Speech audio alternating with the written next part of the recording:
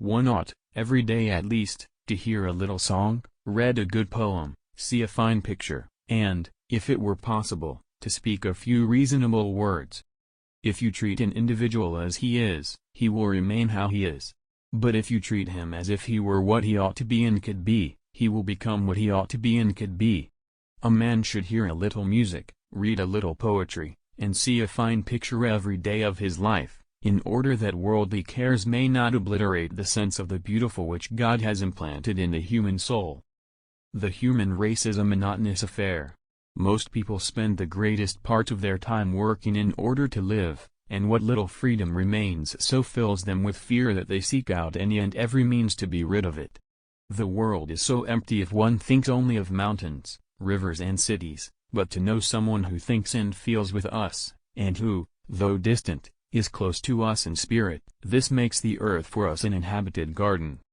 The world is so empty if one thinks only of mountains, rivers and cities, but to know someone who thinks and feels with us, and who, though distant, is close to us in spirit, this makes the earth for us an inhabited garden.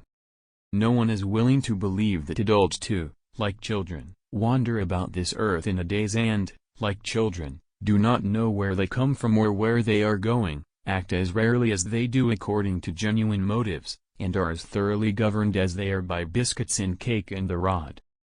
Sometimes I don't understand how another can love her, is allowed to love her, since I love her so completely myself, so intensely, so fully, grasp nothing, know nothing, have nothing but her. All truly wise thoughts have been thought already thousands of times, but to make them truly ours, we must think them over again honestly, until they take root in our personal experience. This is the true measure of love, when we believe that we alone can love, that no one could ever have loved so before us, and that no one will ever love in the same way after us. To be loved for what one is, that is the greatest exception.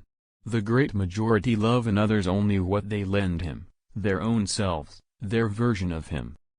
The suffering may be moral or physical, and in my opinion it is just as absurd to call a man a coward who destroys himself, as to call a man a coward who dies of a malignant fever.